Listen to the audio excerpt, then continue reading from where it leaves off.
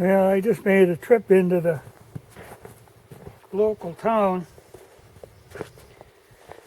And on the outskirts of town, on a back road, it was laying this deer carcass. Now, I'm sure what it's from is somebody shot the deer over the weekend. And, good sized deer.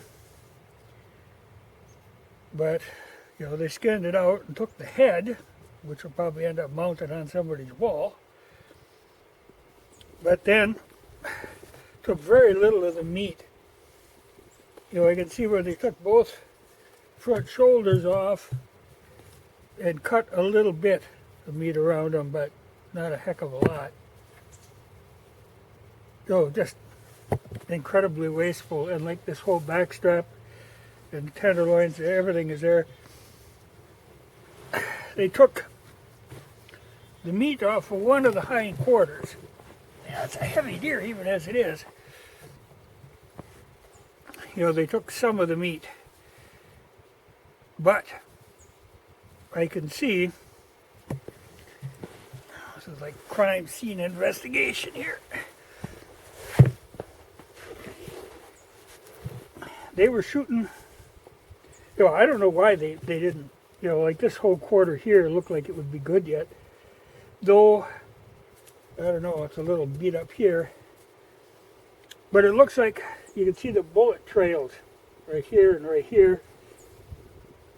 And that might be another entrance down there. But then it's kind of boogered up here, so I think the bullets tore through the back end and then stopped under the hide up here. But they used maybe 5% of the meat. It's a shame.